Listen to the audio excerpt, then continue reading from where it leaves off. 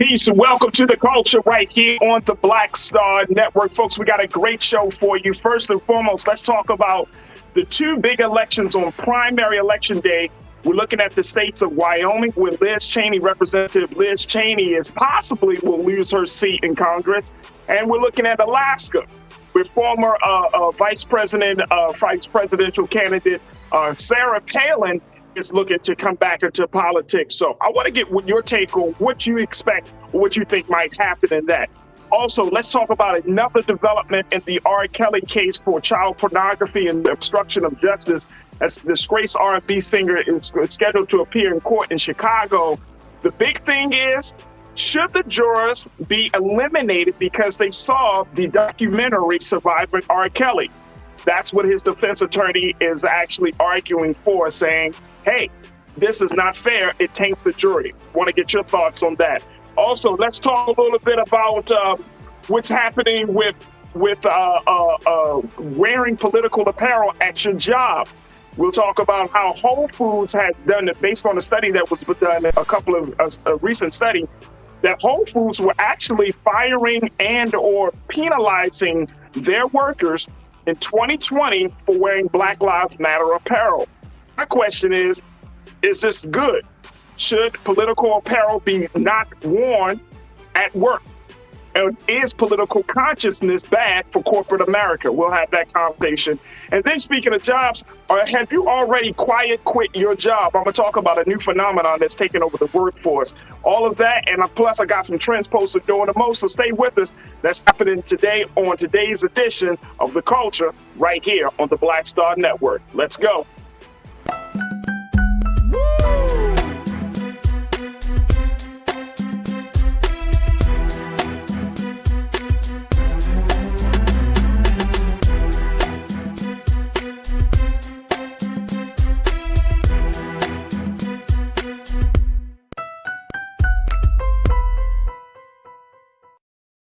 Folks, welcome to the culture right here on the Black Star Network. I'm your host, Farajii Muhammad. Thank you so much for checking in and being a part of the conversation. Very, very excited. We got some dynamic conversations that we're going to have this afternoon.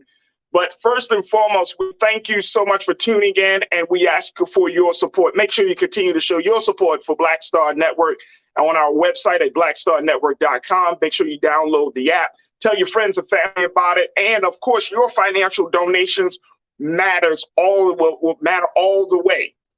Anything that you can give, anything that you can help us out with as we continue to establish this Black-owned media empire. That's right, folks. It's an empire, unadulterated, unfiltered news conversation like never before. Anything that you can show your support for, we would greatly appreciate it. Also, make sure you check in and share all the latest content, as we have a number of things that we are streaming right now. So definitely show your support for the Black Star Network. Big shout out to my online culture crew.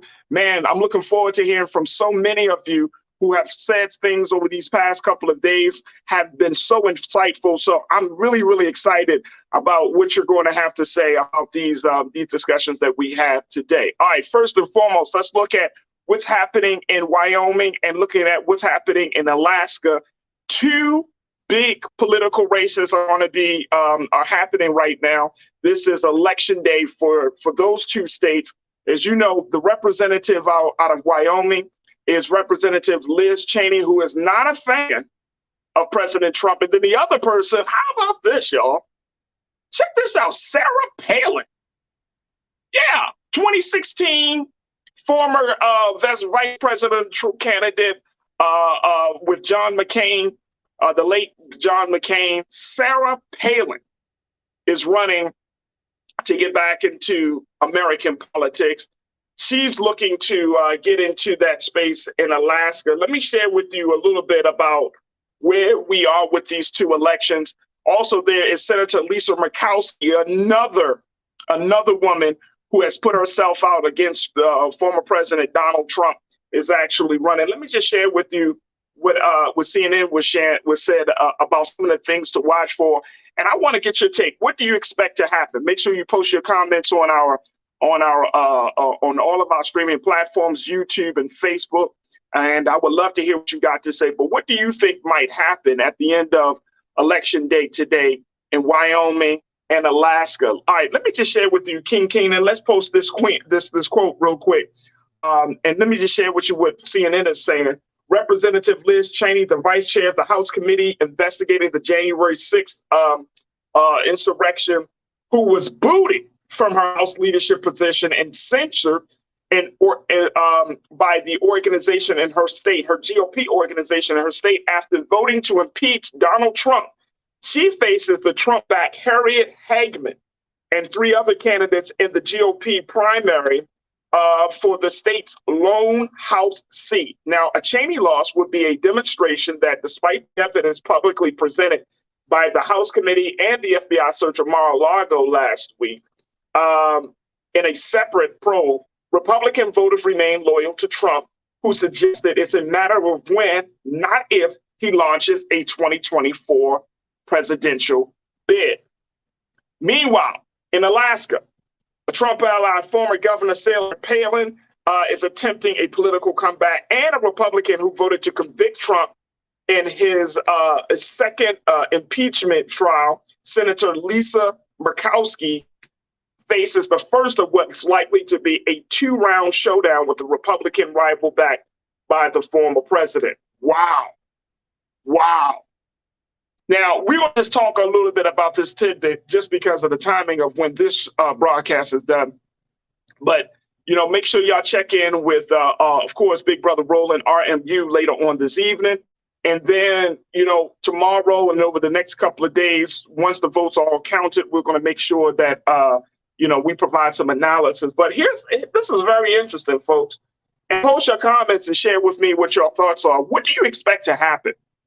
What do you fully expect to happen in these 2 races in both Wyoming and Alaska? Now, people are already saying that it's an uphill battle for Liz Cheney. People are already saying that Liz Cheney is pretty much gone. Now, she has mentioned in an interview that she did with CNN that even if she loses, she plans to take on the mantle of making sure that Donald J. Trump never gets back to the Oval Office again. She has made this her life work. Now, y'all remember that I've asked this question before, that does her work, her efforts to make sure that Donald Trump is held accountable, does that redefine her? Does that put her in a space where people, not just GOP members, but also Democrats and others, are saying, you know what, Liz Cheney might not be as bad? Because you know what? Guess what? Even in the state of Wyoming, Democrats are voting for Liz Cheney. They're saying, look, you know, she's a Republican, but she's a different kind of Republican. She's a Trumper. Does that make a difference? Does that make a difference for you? Especially if those of you who visit Wyoming, live in Wyoming, or you have family in Wyoming. Where does Liz Cheney sit on it? So, you know, it's going to be an interesting view to see how this situation plays out. Now, let's go to Alaska. And folks, get your comments in, because I want to make sure I get your analysis on this situation as well. In Alaska, we know Sarah Palin is there, former governor. She made the infamous statement that she could see Russia from her house, the backyard of her house. She had a lot of folk, man, I remember when she did run against Barack Obama, man, she was fumbling and bumbling. Y'all remember that? Fumbling and bumbling, baby, all over the place. We were like, what? I couldn't believe she was running for vice president. I was, what the hell? But she's catch on. She caught on. She went. I guess she went to civics class or some stuff, and she decided to go back into it. She's getting backed by Donald Trump. People are thinking, and that's the golden ticket. That's the golden endorsement at this point. Yeah. So I don't know how this is going to turn out for her, but it is going to be very, very interesting because she hasn't been in politics for a while. Even though she's certainly dabbled on some things, she has taken like the New York Times to trial over some things that they said. She didn't win that trial, but she felt like some of their writings about her was disparaging and you know, she had issue, and people say no, that didn't work. But she has always kind of been on the fringe, just always trying to be. And I knew she was going to go into space of backing down, looking for Donald Trump's endorsement. I knew that just based on how she rolls. But Alaska is holding a special election today. And essentially, this election will fill the remaining months of the term of their Representative Don Young, late Representative Don Young, the Republican who represented Alaska in the House for 49 years until he died in March. And so this race puts Sarah Palin against another gentleman by the name of Nick Begich III. And he is actually the son of a Democrat. He's a Republican, but he's the son of a major Democratic political family in Alaska. Begich, who received the Alaskan Republican Party's endorsement in the race, he got their support. Sarah's got Donald Trump's support. So you can kind of see the dynamics of how even if the state's GOP or the state's party might support you, that Donald Trump might still, for lack of a better word, trump that endorsement. And here's the thing, honestly, just to think about, just this thought crossed my mind, and y'all tell me what y'all think on it. I think it's interesting that we don't see that type of figure on the Democratic side, which is good, because the Democrats, the big tent party, it will already just go crazy. But it's interesting that the Republicans are now dealing with this dynamic called Donald Trumpism. And now on the Democratic side, you don't see a towering figure who is dictating the agenda for the whole party outside of the president himself. So this is very, very interesting. All right, let's go to your comments, folks. Quentin, my man Quentin checked in. Quentin Parker, you said, I love the culture show. I have donated. Hey, Quentin, we love you too, bro. Thank you so much for your donation. Thank you for continuing to support us here on the Black Star Network.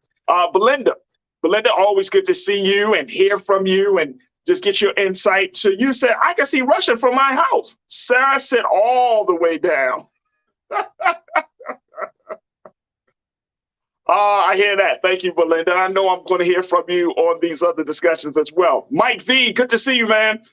Mike, you checked in and said, look, Liz is holding the line for the GOP. If she survives her election, she will come out on top for 2024 for the party. Yeah, she might. That's a good point, Mike. She might, if she survives it. This is what they call the Trump test right now. If she survives this situation, she really might. She might shift the party. She might shift the party. Everybody's watching what's going to happen to Liz Cheney. But if the people of Wyoming says, no, Liz Cheney is what we want, what we need in this day and time, the Republican parties might have to start bowing down to her, Mike. What you think? You tell me, bro. Thank you so much for checking in. Sophia, good to hear from you, sis. Sophia Gonzalez, you checked in and said, look, if Warhawk Jr. lost her seat to a maggot, even though she voted more for Trump's agenda than many other Republicans, I won't lose any sleep. But I won't say the same for the others. Yeah, talking about Liz Cheney there. Yeah. That's going to be an interesting dynamic.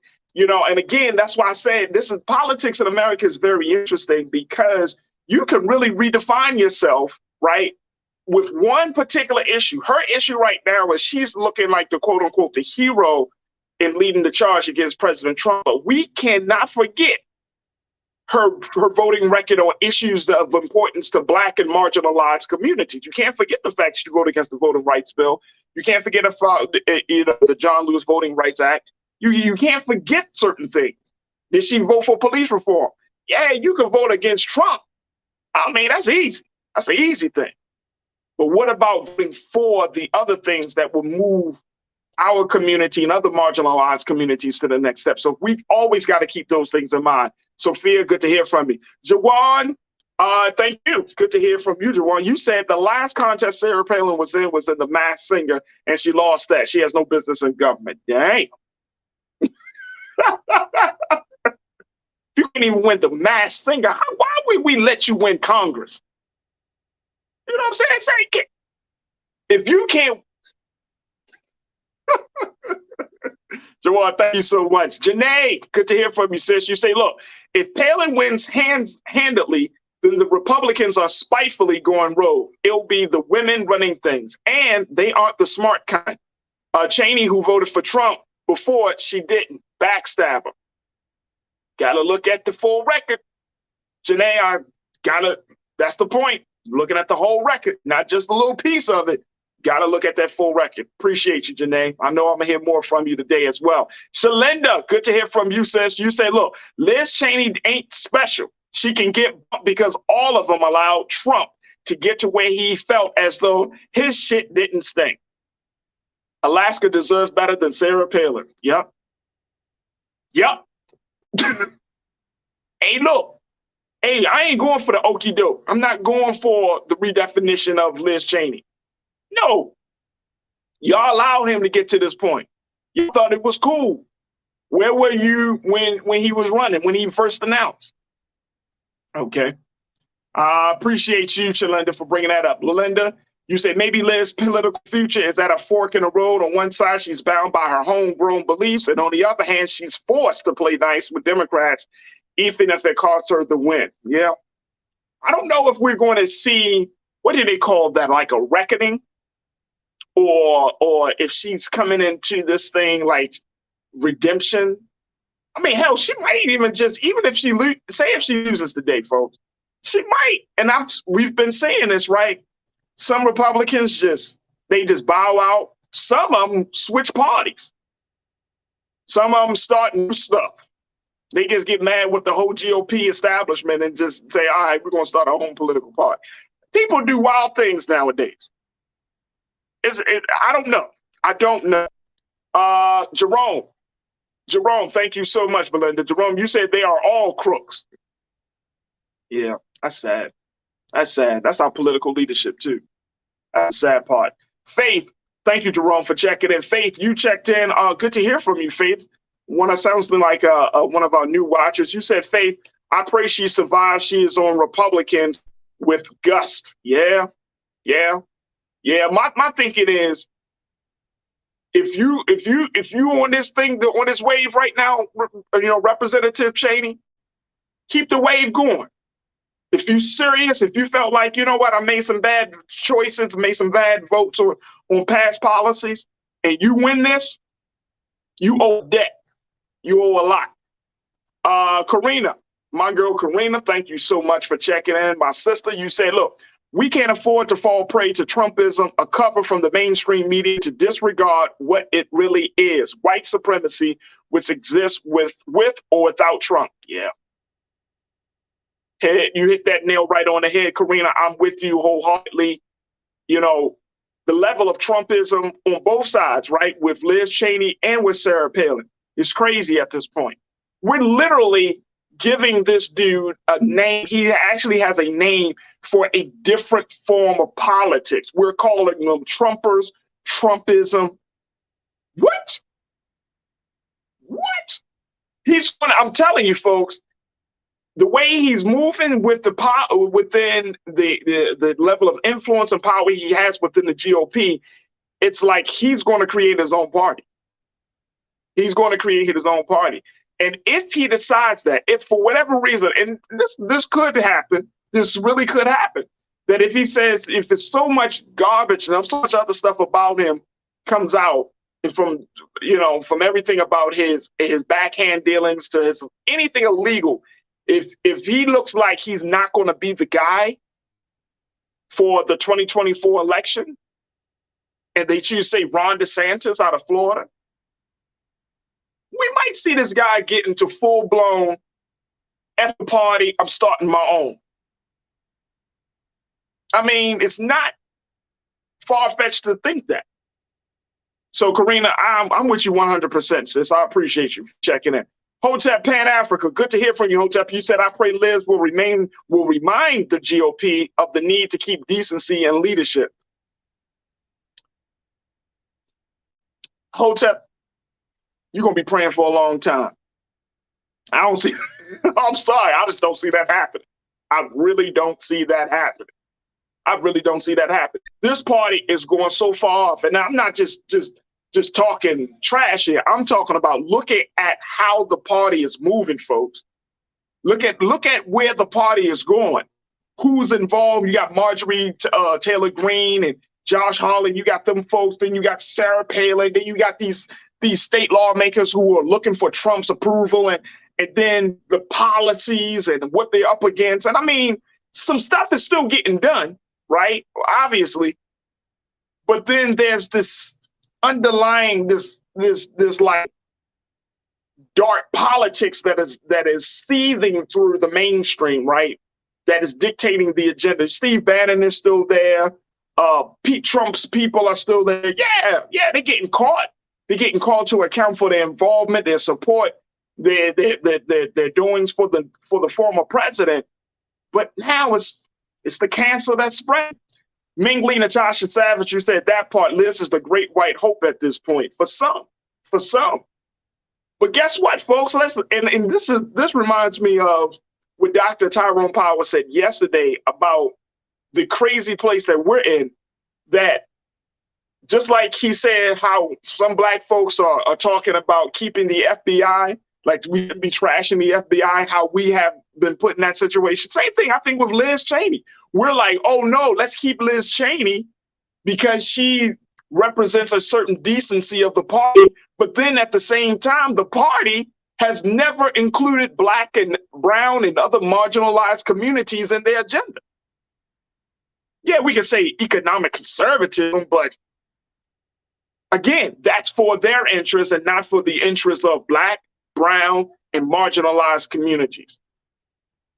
So that's the place that we find ourselves in again. And honestly, I'm tired of being in that place. I'm tired of feeling like, you know what, let me root for the lesser of two evils because I don't want to deal with the fact that everybody's evil. I'm going to just say that again, just to throw it out there. Let us not get into a place where we're rooting for the lesser of two evils just simply because we don't want to deal with the evils of both parties. Nah, not a good place. Psychologically, it's not a good place, nor is it politically a good place. All right, LaShonda, you check in. Another new voice in here. LaShonda, you said that they didn't believe what dumb Trump was saying until he got in there and actually started doing that crap. Lock him up, and I'm ready for them all to wear that orange jumpsuit. Me too. Yep, I'm ready to see it. But again, like, it's so much. LaShonda, you might feel the same way, sis. It's so much. It's like now, like when we started to first learn about some of the stuff he was doing behind the scenes, we were like, damn, man, I hope they get him on this. But there's so much. Now you got January 6th, now you got the classified documents. Like, yo, it's like it almost takes away the joy of seeing a man in the jumpsuit because you're like, yo, it finally took y'all like 2-3 years to make this happen? Really? Okay. So, you know what I mean? It's like the punishment is like, oh, okay. Because I'm not, I want to see some accountability, but here's the thing, LaShonda, you might think I'm wrong, sis. I want to see accountability, but I know there's some other joker coming right behind him thinking the same thing. You know, it's always somebody who says, I could do it better. Oh, he ain't doing it right. That's the problem I see there. So I want to see that accountability too, but I also know there's somebody else coming right behind him. Karen, thank you so much, LaShonda. Good to hear from you, sis. Karen Herman. Karen, thank you so much. Good to hear from you. Another new voice in the community. You say Fox News is gaslighting and they won't stop racism. They are promoting white supremacy. We need to heal and support our children's future, but maybe we should start our own party. Hey, y'all know how I feel about that. We can do it. We can do it. Hey, look, that's why you can watch Fox News, but support Black Star. Y'all hear me? Watch Fox News, support Black Star. Support Black media. There's still strong Black media institutions out there. You got Black Star, you got The Final Call, you got Black media out there. We just need to support it. If you don't like the narrative, you don't like how they tell our story, you don't like how they present our case, support Black media. It's that simple. Thank you so much, Karen. Good to hear from you. Patricia, I like what you got to say. The GOP has allowed the cover to remove white America is determined to maintain power by any means necessary. Yep, that's the way it goes. That is the way it goes. All right, and my final comment for this is, Davey, you said Liz could definitely rebrand as a conservative Democrat, aka a moderate. Liberals love anti-Trumpism more than actual principles. And guess what, Davey? You know what, bro? I don't think that's going to move the needle. Where you sit in the party is not going to move the needle. What's going to move the needle is real policy. What's going to move the needle is that you're serious about getting us into a better place in this country, starting with the poor, starting with marginalized communities like Black and Brown, starting with the fact that, you know, those policies that you voted against, you need to bring those policies back up into the forefront of the conversation, whether it's about police reform, the criminal justice system, whether it's about voting rights. Bring those back to the forefront. You serious? If you are serious about seeing Trumpism die, bring those policies back. Let's not keep focusing on the Trumpism. Let's focus on policies which will serve as leverage and as levers to move the conversation forward. It's like this, the whole saying, if you want to kill white supremacy, then you must promote Black excellency. If you want to kill Trumpism, then promote good policy that is in the interest of all Americans, especially Black and Brown. All right, folks, I appreciate all of y'all, man. We're going to keep the conversation going. We got to take a quick pause. When we come back in, we're going to check in with our culture crew member today, Lee Sweeney, host of Millennials Anonymous podcast. And I want to have another conversation about R. Kelly. Now, look, there's so many different elements of this trial right now that we're going to just try to piecemeal, just parse it a little bit. But this part of the conversation is about whether you should allow jurors, individuals who saw the documentary Surviving R. Kelly, to sit on a jury. Well, there was a bid for his defense attorneys to say that shouldn't happen. I'm going to share with you what the court said and so much more. We'll have that conversation up next. Stay with us. It's The Culture here on the Black Star Network.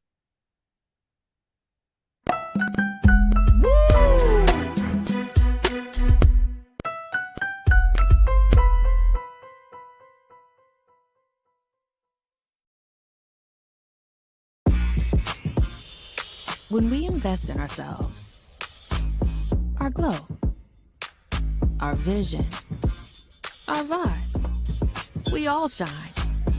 Together, we are Black beyond measure. Pull up a chair, take your seat. The Black Tape with me, Dr. Greg Carr, here on the Black Star Network. Every week, we'll take a deeper dive into the world we're living in. Join the conversation only on the Black Star Network. I'm Deborah Owens, America's Wealth Coach, and my new show, Get Wealthy, focuses on the things that your financial advisor and bank isn't telling you, but you absolutely need to know. So watch Get Wealthy on the Black Star Network. Hatred on the streets, a horrific scene, a white nationalist rally that descended into deadly violence. White people are losing their damn minds. An angry pro-Trump mob storms the U.S. Capitol. We're about to see the rise of what I call white minority resistance. We have seen white folks in this country who simply cannot tolerate Black folks voting. I think what we're seeing is the inevitable result of violent denial. This is part of American history. Every time that people of color have made progress, whether real or symbolic, there has been what Carol Anderson at Emory University calls white rage as a backlash. This is the rise of the Proud Boys and the Boogaloo Boys. America, there's going to be more of this. Here's all the Proud Boys, guys. This country is getting increasingly racist in its behaviors and its attitudes because of the fear of white people. The fear that they're taking our jobs, they're taking our resources, they're taking our women. This is white fear.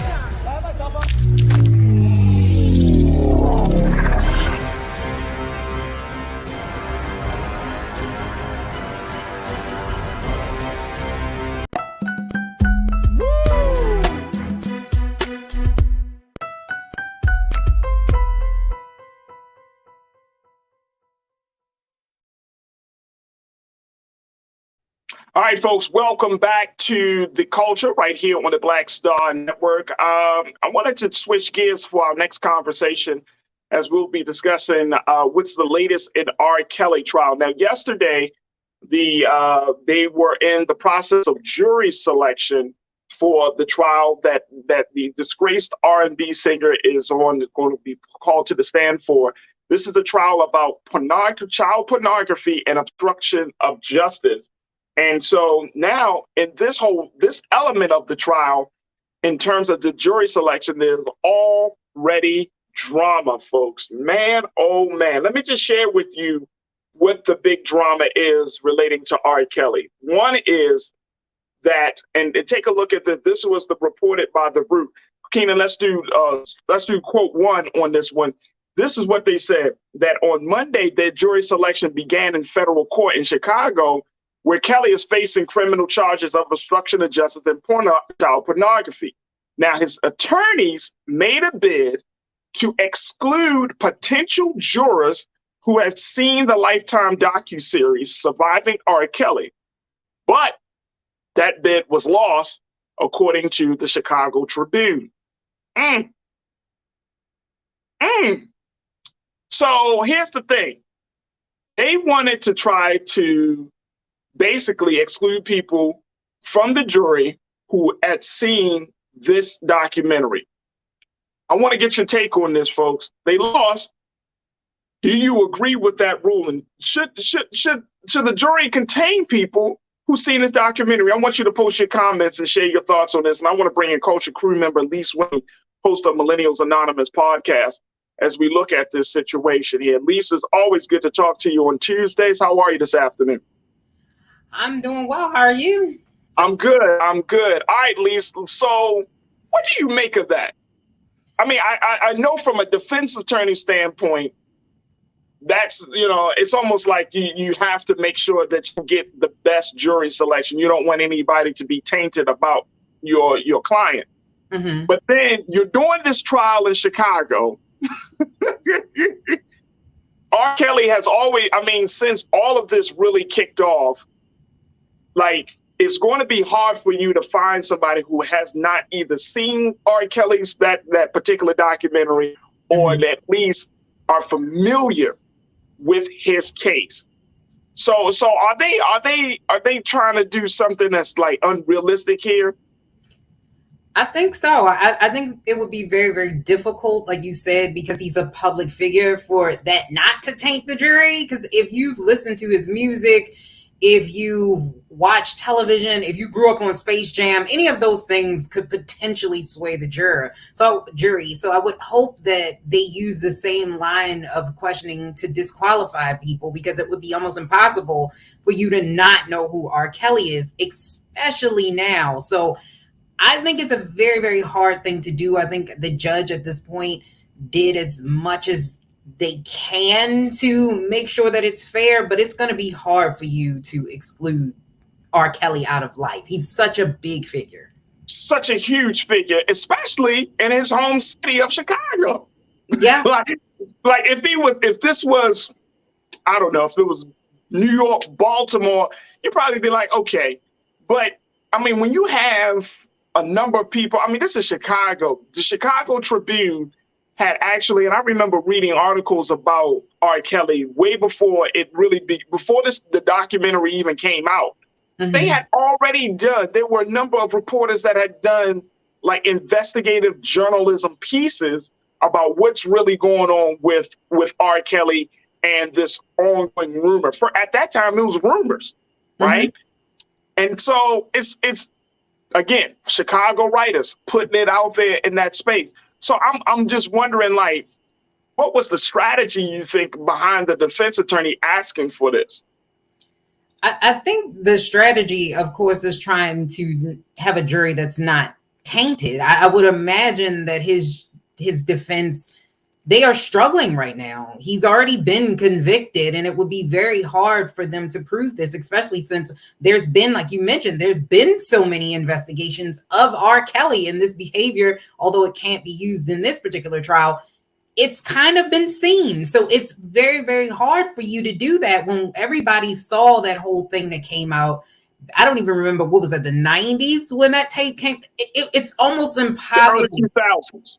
Early 2000s when that tape came out, and everyone somehow got a copy of it. So I think that it would be extremely difficult, because remember, one of the reasons why he didn't get prosecuted in the first place when I believe they raided his home in Florida, is because like there was a technicality involved. So they couldn't use any of those child pornography photos that they found then. His defense attorney right now is grasping at straws. It is very hard at this point to convince a jury that he is innocent. Everyone kind of has made up their mind. Everyone saw Robert. Everyone saw that. So it's very hard. Hey, Lee. So even if you didn't see the documentary, right? Mm-hmm. Great point you just bring up. The fact that you saw Gail in that interview, right? Because that was the documentaries showed on Lifetime, smaller audience, CBS. I mean, that is an infamous pop culture, Black culture moment on so many levels. Yeah. Then you saw the memes, you saw the pictures, you saw him crying. Y'all killing me with this, all of that. like what? What are you expecting? All right, here's the thing. All right, King, let's post this next piece, this next quote. Now, and the jurors weren't seated on Monday, but after court, Kelly's defense attorney, Jennifer, and I hope I'm not saying her name wrong, Bonjean, she said the jury pool had already been tainted by mentions of Kelly's previous conviction in court. She said, quote, juries aren't supposed to know about prior convictions or prior bad acts unless someone takes the stand. Adding, how can we be assured that they will not take that into account? You can't. I mean, unless they're trying to get a mistrial here, with something happening there, it's impossible to do that, especially with them wanting to throw out different jurors from seeing this documentary when some of these women are actually going to be testifying on the stand. So I don't know if this is going to fly. But again, as a defense attorney, your job is to defend your client. And that's exactly what they're trying to do by any means necessary, because it's going to take a fairy, Santa Claus, the Easter Bunny, all of those things to come down in order for this to be a not guilty verdict for Mr. Robert Kelly at this point. Yeah. He's gone on record. If you listen to his music, he's been in interviews. It's really impossible for the jury at this point not to be tainted even slightly. Be tainted even slightly. All right, let's go to some of these comments that are coming in. Folks, post your comments. We'll try to get to as many voices, especially our new voices, as possible here on The Culture. All right, Quentin, you bring up something. Quentin, I like you. You brought up this piece, and I've heard people say this. Have you noticed no one is talking about Harvey Weinstein? Well, wait. Here's why, and this is the editorial decision as one of the executive producer of this show. Right here's the editorial decision. If I came on his show and started talking to you about Harvey Weinstein, would you felt like you cared? I'm talking about for Black folks. Harvey Weinstein, Kevin Spacey, those aren't men who we have an attachment with culturally as part of our community. The reason we talk about R. Kelly, Bill Cosby, because why? We grew up listening to these people, watching these people. They have a greater influence on Black culture than Harvey Weinstein and Kevin Spacey. Yes, I know who they are, and I'm sure many of you know who they are, but it's a different connection. That's why we're not talking about Harvey as much. Yeah, Harvey did some dirty stuff too. So did Kevin Spacey. He got hemmed up in Britain. But the point is, R. Kelly, and I hope we're not getting to the space where we're like, well, nobody's talking about the white man doing it, so therefore it's still wrong. And we need to talk about sex abuse in the Black community. It's just that simple. But what you say on that, Lise? I mean, I agree with you. I think that we do that a lot to kind of deflect from really holding people in our community, especially our heroes, people that we've looked up to, accountable. And I think that when you look at Harvey Weinstein got 23 years in prison, he's in jail. So at this point, there's still things coming out about R. Kelly. This is the obstruction of justice. This is the child pornography piece. This is a different case entirely. And one thing that I don't understand, which I hear a lot of people always go after the legal system, but the people that they are protecting are young Black women. So at this point, you're taking the defense of a Black man in the detriment of Black women, and we can't do that. What's wrong is wrong, what's right is right. And in this particular case, we've known about this since Aaliyah, that he has been doing some things that are not okay. And at this point, and guess what, Lise? Let's keep it real. Some people still don't believe that he went that far for Leah, even though there are documents that verified it, that there are witness accounts. People still don't. No, he ain't do that for Leah. Yes, he did. Yes, he did. He forged her age. He had an intimate relationship with her while he was a grown-ass man and she was a little girl. Yes, he did. Yeah. Stop playing. As many witnesses.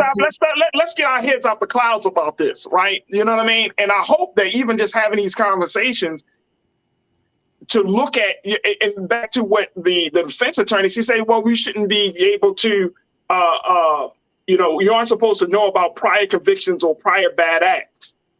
Ma'am, he is R. Kelly. We've been hearing about this shit for at least 25 years.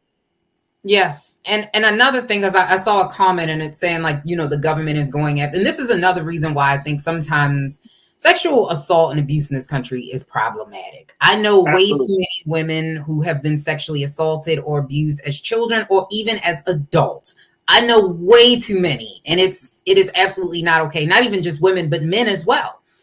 And I think that we do need to stop coddling people that are problematic. And I think that there is this thing where we want to protect because he is a Black man. So someone wrote that, the system is against him and they're making all of this up and he's innocent. And I'm like, yes, there are cases that have happened in the past where, especially sexual assault or advances, even when you look at supposedly some of the things that have happened in the past, and men have gotten lynched for that, and we've seen people get in jail for that, for false accusations. But in this case, you have Black women who are coming out and have been coming out for years saying it.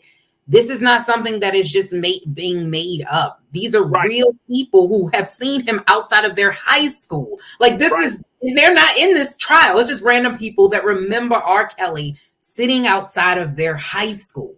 What grown man does that? And that point needs to be marinated on. Period. I mean, a grown ass man sitting outside your child's high school.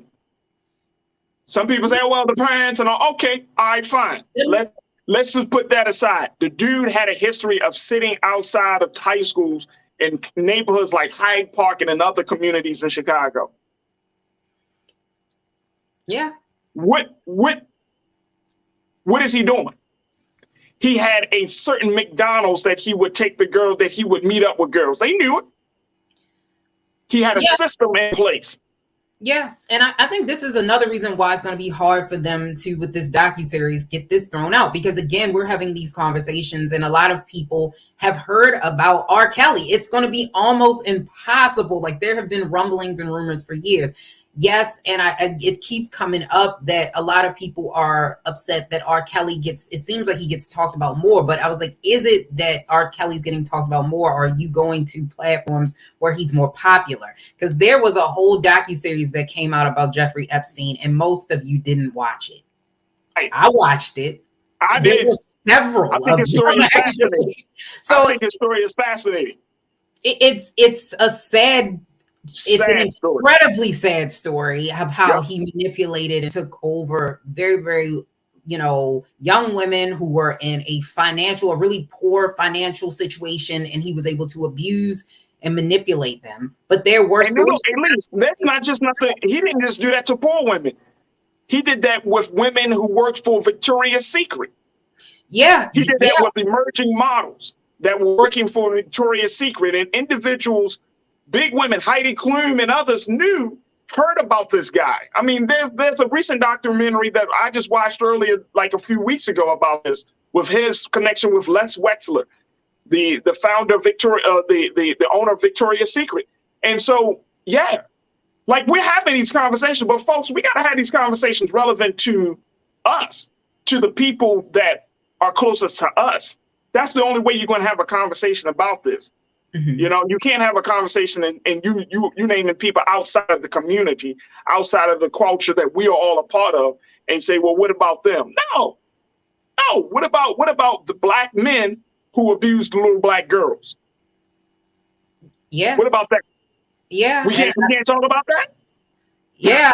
We definitely need to hold him accountable. And if R. Kelly's attorneys wanted to not have people be tainted in some way, you're going to have to, like you said, you're going to have to move this case out of Chicago into a different jurisdiction altogether. And I don't know, you're going to have to get all old white men jury, which is not going to be good for him either. Like, it's going to be almost impossible for you to find people who have not been tainted by some form of media, whether they like him or not. Because I know people that are diehard R. Kelly fans, even after watching the documentary, even after seeing the marriage certificate from Aaliyah, even they are. So it could go either way. I know some men dislike the women in the documentary more after they watched it. So it could go either way, and it would be very hard. So I don't know what his attorneys plan on doing, but the outcome is not looking very good for. Absolutely. Tiana, you said a Chicago Sun-Times writer broke the story back in the early 2000s.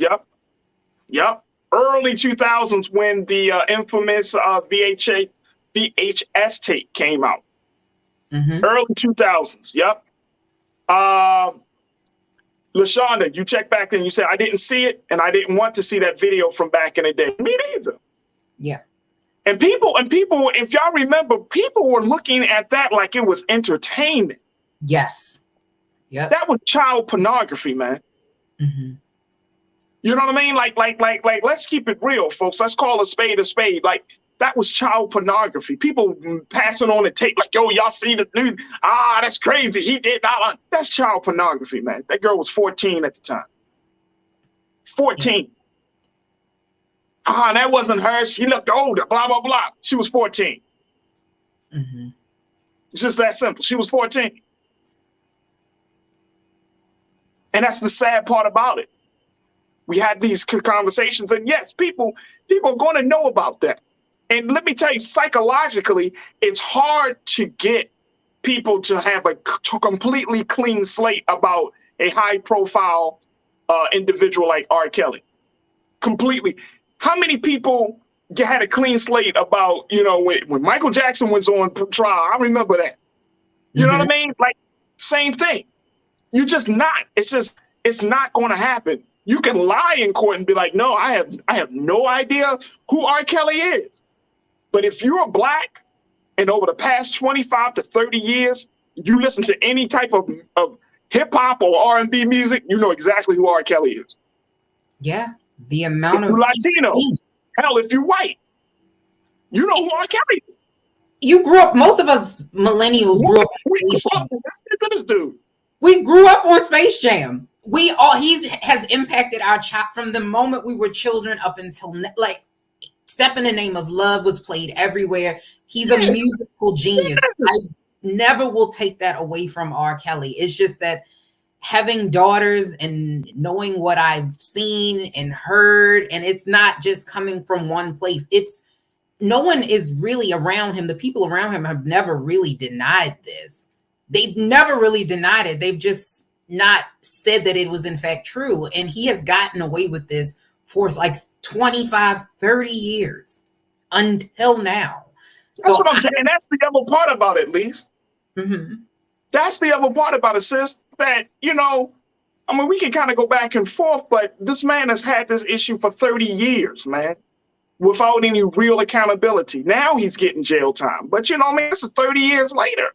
Yeah. He had little brushes of jail time and all of that. We can go into the particulars. What happened to the first trial and blah, blah, blah. But this is 30 years of this, man. And why can't we just have a conversation about sexual violence, sexual abuse of our children? Because we live in rape culture. We live in a rape culture. This is what hip hop has some elements of rape culture in it, right? Let's call it for what it is. It's not pretty. It's not nice. But hip hop or black R&B, black culture, unfortunately, we bring that in. We bring that disease into the music, into the gossip about relationships. You know, you got grown ass men going out with these young girls, and it's cool in that space. But you know, you wouldn't not. Come on, man. Come on. And nobody questions. We think it's cute. We like, oh man, so and so is with so and so. Well, that was cool. Mm-hmm. And I'll take it a step further. It's even like further past just rap music and hip hop culture. It's American culture. Like when you watch American Pie, that's nothing but rape cult. Like when you go back and see all of those shows and television that we grew up on, it's rape culture. This is what it is, to blame the victim and to somehow make the predator the one who is the victim. That's where we're at. And unfortunately, I don't see it. Unless we change, it's never ever gonna change. And you can't expect. And let's just say this, Lise. Don't put all of the responsibility on the victims. That's not fair. Mm-hmm. We see it too many times, right? We see this where why didn't women? You want to blame the victim. Why did she wear that, or why did she go there at that time of night, or why did the motherfucker just didn't know how to control himself? Why the Joker just don't know when a woman says no, she means no? Like, you know what I'm saying? Like change the culture in that respect. Yeah. Like as if a man we just bestial. We have no consciousness, no thought. So when we do things, it's like, well, you know, boys will be boys, men will be men. That's bullshit. That's bullshit. At the end of the day, as a man, I should be able to control myself, handle myself, regardless of how fine or how much a woman is wearing. Oh man, she wore this tight dress. Okay, but that don't give you a right to touch her, say disparaging things to her. That don't give you no right because of what she chose to wear. Right. So let's work on that part of it. You know what I'm saying? And for all the guys that don't agree with me, you can don't agree with me. You don't like what I say. Hey, that's your fault. That's not my fault, bro. That's not my fault. You ain't never going to encourage me to think like, well, but what about, no. I don't give a damn. Bro, I don't give a damn. Because if it was your daughter, and I always go back to this, if it was your daughter, you all talking about, man, I wish a mother, okay. Right. Let me get to a couple of more, comments real quick before we take our next pause. Taylor, you checked in. You said you saw the memes, watched the video, saw the pictures. It's not true. Flooding the media was an obvious play at the time. Watching the videos, photos, etc. speaks to something else. I'm not quite sure. I don't want to overreact here, Taylor. So I'm not quite sure. Are you saying that wasn't R. Kelly? Like he's not guilty? Please clarify that comment for me. I appreciate you. Braids Bob Neek. At this point, I'm disgusted with my race. This is not a funny matter. This man is fighting for his life, and the government is full of it. I'm a victim of abuse and rape and believe he's innocent. Okay.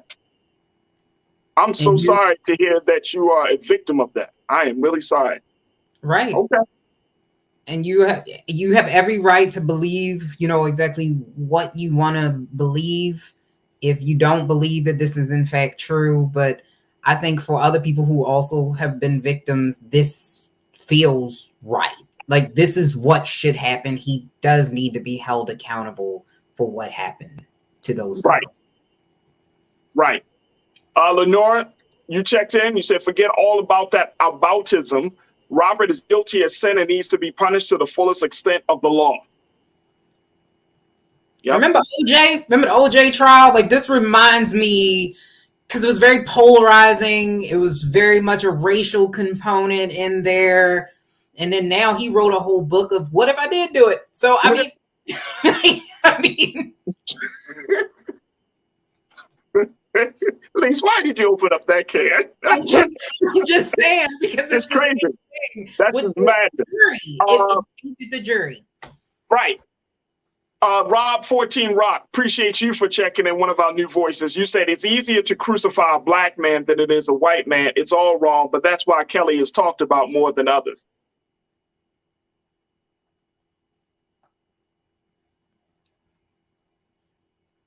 If the man did it,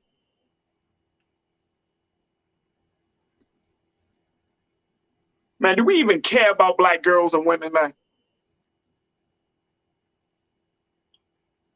We going so hard to defend a dude who has a history of doing it. Why you ain't going hard for the sisters or the girls? How we going so hard for a dude? What does he put? We act like, oh man, he sings and dances, he makes us feel good. But what about the girls? Yeah. I'm not defending him because he can sing and dance. There's a lot of black men that can sing and dance, but they ain't touching and raping little girls. Yeah. Who cares? And y'all say we shouldn't talk about this. It's sickness, man. There's sickness in our community. And black women don't feel safe around us as black men. I don't know how y'all feel about that, brothers, but I don't feel good about that. Yeah. You shouldn't feel good about that. That black women don't feel safe and secure around you because of our crazy ass thinking. That's the reality. That's the reality. And I bet you if you talk to a lot of black women about their sexual experiences, they will tell you why. But we want to defend him off because we like his music. Mm-hmm. It ain't about crucifying no black man. It's about difference between right and wrong. He wrong. He wrong. It's 2 less feet, bro. Yeah, you damn right I'm a crucify him. Goddamn right. Because he's killing the innocence of girls, man. That shit ain't right. If you stand for that, then you don't have to watch the show. It's just that simple. Don't come at me with all that stuff, man. We're crucifying a black man. Motherfucker's wrong, he's wrong. He should be under the jail. And that go across the board, whether you're white or black.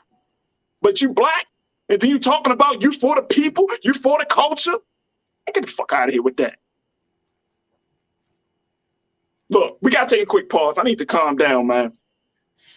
Y'all, I can't take this, Lise. No, this stuff is getting to be crazy. I need to take a quick pause. When we come back, we're gonna shift gears.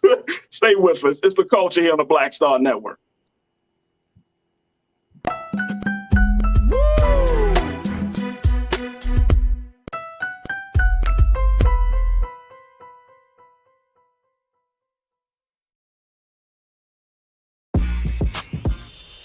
When we invest in ourselves, our glow, our vision, our vibe, we all shine. Together, we are black beyond measure. Pull up a chair, take your seat. The Black Tape with me, Dr. Greg Carr, here on the Black Star Network. Every week, we'll take a deeper dive into the world we're living in. Join the conversation only on the Black Star Network.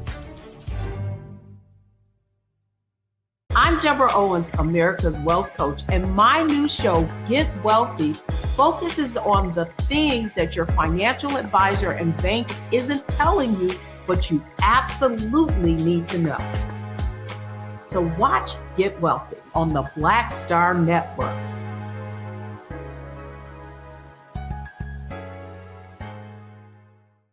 Hi, I'm Dr. Jackie Hood Martin, and I have a question for you. Ever feel as if your life is teetering and the weight and pressure of the world is consistently on your shoulders? Well, let me tell you, living a balanced life isn't easy. Join me each Tuesday on Black Star Network for A Balanced Life with Dr. Jackie.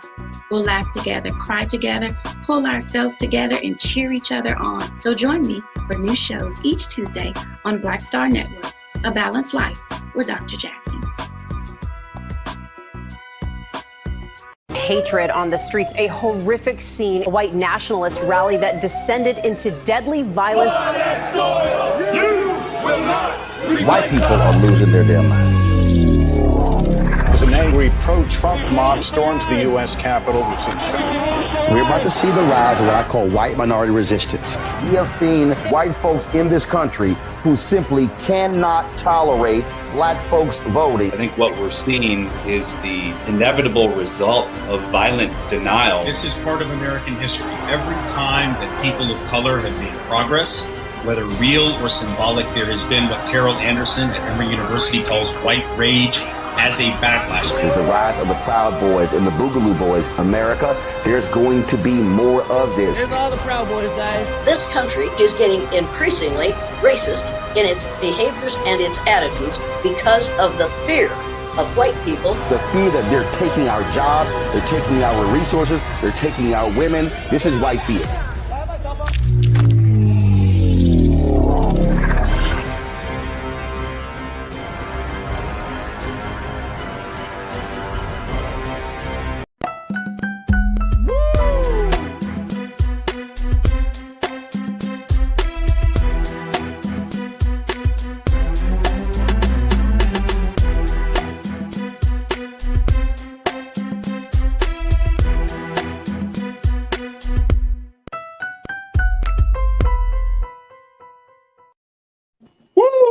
All right, y'all. Welcome back to the second hour of the culture.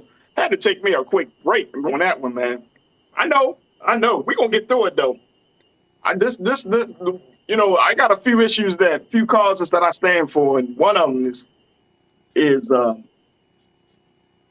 issue. So I had to we really got to talk about that. I mean, we'll talk about it again later, but I mean,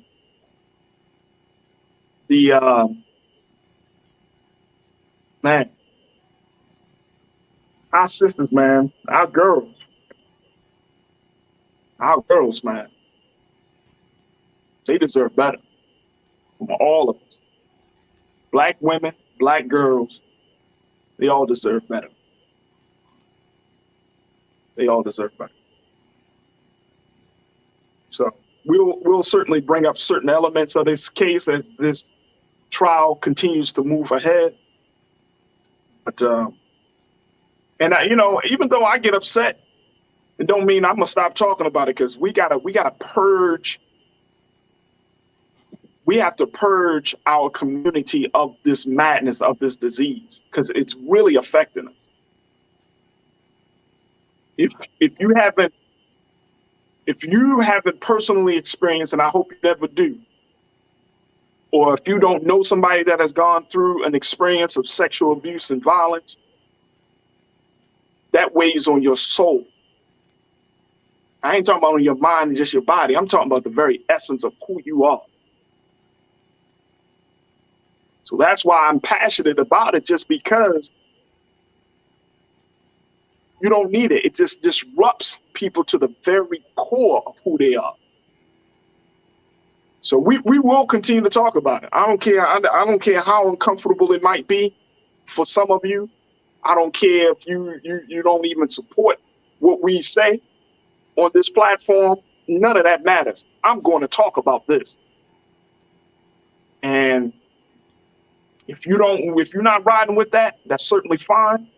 But at the end of the day, we got to create a space for that dark secret that has really affected and infected Black families all across this country. That secret going to be made known. I'm telling you, trust and believe me, folks, not running from that conversation. R. Kelly, Bill Cotton did not run from none of that. So if you don't want to support, that's fine. Guess what? The culture is not going to run from that. We're going to continue to talk about it. We got to move forward from it, because too many Black girls, Black boys, and Black women in particular have all been affected. And I want to see us in a space of healing and growth. All right, folks, let's shift gears a little bit here, folks. I wanted to have a conversation. I want to bring back Culture crew member Lise Winnie, host of a Millennials Anonymous podcast. Lise is always with me when I'm getting through those moments, man. Yeah. Yeah, we've seen a few. We've seen a few. But it's good to be passionate about. Y'all think I'm bad? I ain't never seen Nira. It's good to be passionate. Hey man, we don't play about that. We just don't play about that. But look, let's switch gears a little bit because there was a story that I saw, at least, that I thought was pretty interesting around political attire, political apparel. And there was a report that came out from Bloomberg that just announced, and take a look at this, folks. Keenan, let's put that first quote on here. That how Whole Foods restricted the workers to wear Black Lives Matter apparel because of unionization fears. This is very, very interesting, and I wanted us to have a conversation about it. According to a Bloomberg report that has just come out, it claims that Amazon-owned Whole Foods started a ban of any clothes that their workers could wear, showcasing support for Black Lives Matter movement. This is despite Amazon founder Jeff Bezos saying publicly he was for it. This is very interesting. Now, this report here looked at what happened in the summer of 2020, where Whole Foods, they instituted a ban on its workers wearing BLM apparel after workers started wearing masks and shirts.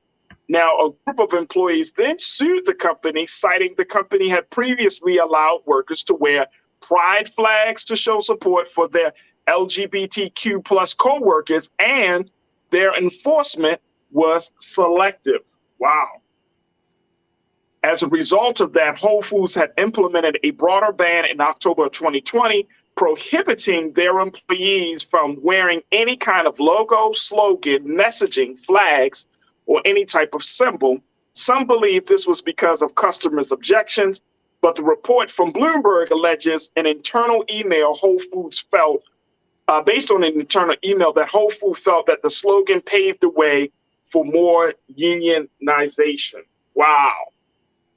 So my question is, looking at this, and I want to pose this to our watchers and to you, Elise, that should companies allow workers to wear political apparel?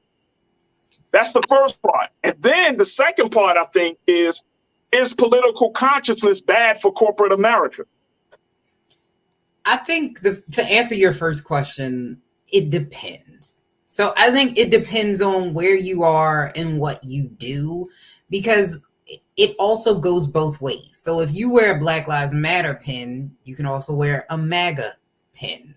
And if you see that your nurse or your doctor or your dentist is wearing a MAGA pin, Make America Great Again pin, it might a Beluga Boys pin, it's gonna give you pause. So I think it depends on what it is and what it is that you actually do. For, because you wouldn't necessarily want a judge to wear a pin. You wouldn't, want a police officer to wear a pin, like those types of things. Or maybe you do, because that might help you out in a traffic stop. But I think that it just really depends upon what it is that you actually do.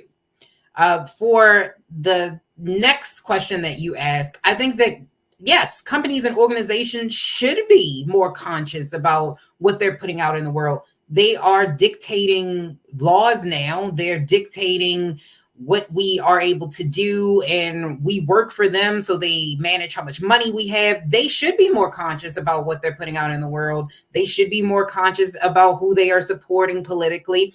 I agree that they should be more involved in these issues, at least to give back, especially if you have a large amount of employees who are engaged in a certain topic. But I think that it is a slippery slope for corporations and businesses, because at the same token, as you helping one, it's capitalism. So they don't want to lose out on customers and on money. So it does put them, it's a double-edged sword, because we saw this again with Starbucks. I think Starbucks did the same thing, where you could wear the LGBTQ pins, but they didn't want you to wear the Black Lives Matter pins.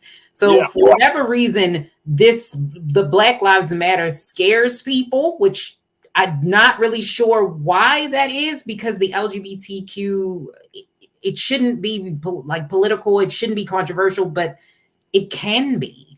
So I think that it does show that we have a big issue with race in this country, or at least making sure that things are equitable.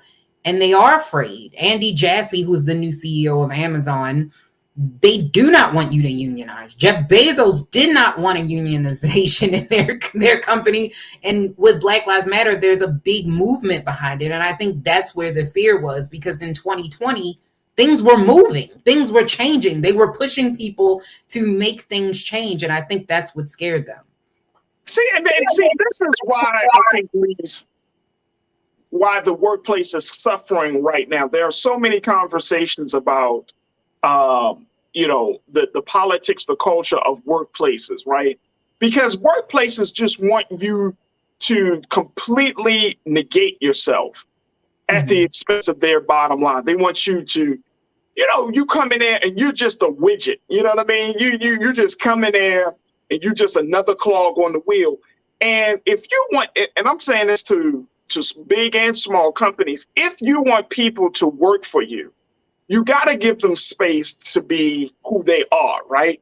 Now, of course, there have to be some guidelines and some boundaries on that. But and when I look at Whole Foods, most people would think that Whole Foods is this very like artsy, very liberal, very, be yourself type of space, you know what I'm saying, who welcomes the voices of all communities, whether you are Black, whether you're brown, whether you're part of LGBTQ. I mean, they probably have Stop Asian Hate posters in some of their stores and all of this stuff.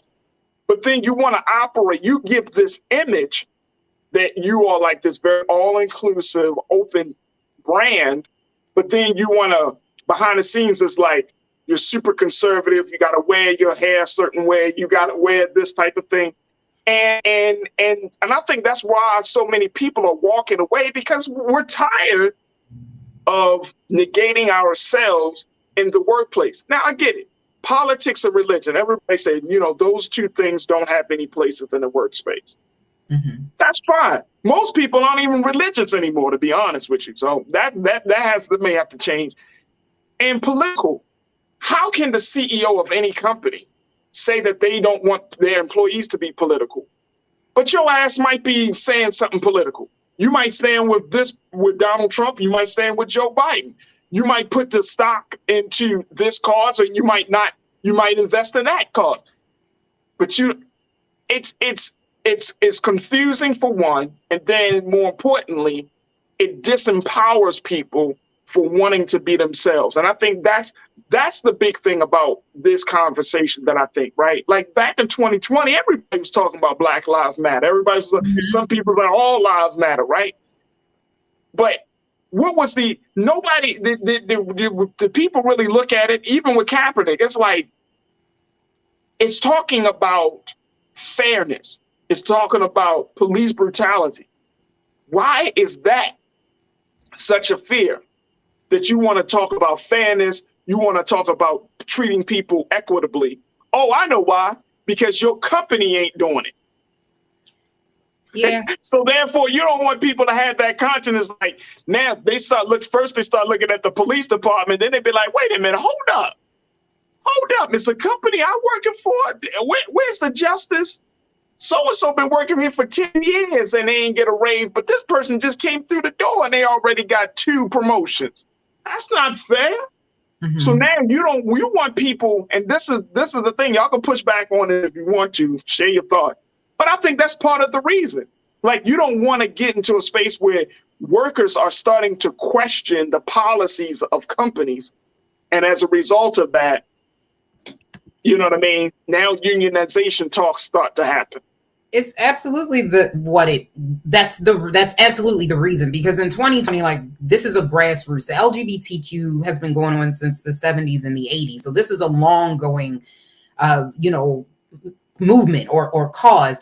Whereas for Black Lives Matter, it really picked up steam you know, in 2020. And so they were seeing people that were really unionizing together, and they were mobilizing in order to make things fair and equitable. And you mentioned that Whole Foods seems like this very liberal, you know, very, you know, no shoes, flower store.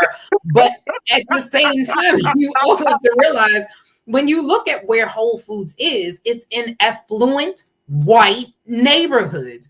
This is not something that they want to see. They don't want to see that. You do have to take into account that those are their customers. They're not playing into a base that are people of color. They're not playing into a base of marginalized communities and people, mostly affluent neighborhoods that can afford to pay $15 for an orange. Those are the people that they are talking to, and they don't want to see that.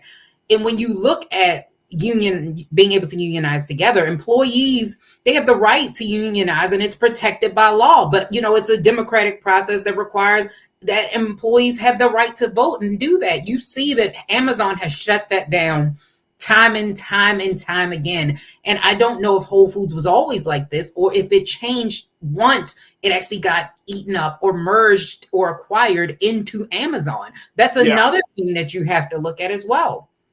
Yeah. Mike, is there a concern that you think that people should have, Lise, that as much as we're in a space where how we work is constantly being redefined, that there are going to be even more restrictions on people? And the reason I'm asking that, I read a little piece just before we started the show today.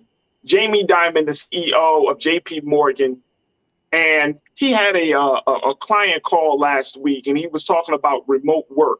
Mm-hmm. And he was saying that remote work slows down people. It two things, that it makes decision-making even harder, and it causes people to be less honest about their work. Now, with JP Morgan, for example, their thinking is they do, like, I think 40% of their workforce can do remote work, but they're asking for 60% of their workforce to come back into the office. And we're seeing more and more companies kind of really taking a very hard stance on remote work, like Elon Musk. He said, no, you need to do your time in the office and all of these things. So my point is, when we're seeing this cultural shift of working, mm-hmm. being challenged and changing, but we're starting to see even more of some of the bigger companies putting even more restrictions. How do you think that's going to pan out for the worker? I think that we're in a gig economy. And unfortunately, I think a lot of people felt in the Great Resignation, which was, you know, vocally put into wax by the great Beyonce with Break My Soul. But I don't think that people realize how much the employers still impact what you do. I think a lot of people thought leaving their jobs and being free and being, you know, a contractor was going to make them better off, and it didn't. And so I think that in the future, employees and employers have to communicate with one another in a way that works for both of them. And honestly, I don't know where they got that from, because there's been multiple studies that have shown that working from home or remote work actually increases productivity. People actually work more when they're at home. Well, so I've seen that. I've heard that too. You're right. You're absolutely right. So I don't know where he got that from. I think there's a lack of control, of course, when an employee is at home or remote and you can't watch everything that they do. But I think that this will change in the future. And I think you will see more employers offer remote work because they need to attract and retain employees. Right now, it is hard to get employees to stay, and it is hard to get employees to come in and to apply for jobs. So right now, we're seeing like this holdout, which honestly, people thought that they had the upper advantage, but when they looked at the data, they did not. So it is impacting people. People are struggling even more. They don't have healthcare. They don't have benefits. They're not saving for retirement now. There's a lot of things that impact the workers, and the employers actually in this phase actually got more control, because now they impact how much you make and control what you can and cannot do on a larger scale, because now a lot of people had to go back into the workforce and they were more desperate. So I honestly hope that we will see more of the remote work. I think we will, because it's just cheaper. The overhead costs. No doubt. All right, let's go to some comments from our watchers, folks checking in. Taylor, you said, do Whole Food staff have uniforms? The end. I don't think they do. They have aprons. They have the apron, but I don't think they have like a whole like shirt and pants. I've seen them wear a t-shirt with the apron and some jeans on. Yeah, I think they just. I don't think they have like a uniform shirt though. They make I don't know. I know they have aprons though. Yeah, I definitely saw that. I did. Yeah, definitely the apron. Janine, you checked in and said, look, politics and religion don't belong in the workplace. Do your job and keep it pushing. I mean, I get it. But self-expression, like how you not going to say politics, and I'm not saying you got to go into deep, but if somebody wears a button and that offends somebody because you wear a button, oh my gosh, I'm so offended. Bruh, as soon as you walk out the door, you're going to be just completely appalled. like wearing a button, wearing a shirt that says something should not be so offensive. Like, oh my God, can you not confront me with that messaging? I mean, I just can't take it. Like, you are some weak people. Okay. That doesn't, like, I just don't get that. I don't get that. Mm-hmm. So yeah, I mean, but again, my thinking is, how much more do you want workers to shave off of themselves and who they are? You know what I mean? And I think that's the part about it. Yes, politics and religion can get into a very slippery slope. So we could definitely need some guidelines, but you're asking for people to work longer hours or work even in spite of public health issues. You're not paying people enough for what they're worth. You're dictating how they should, act and how they should, operate within a given space. And then when national moments like what we saw in 2020 come up, it could happen now, right?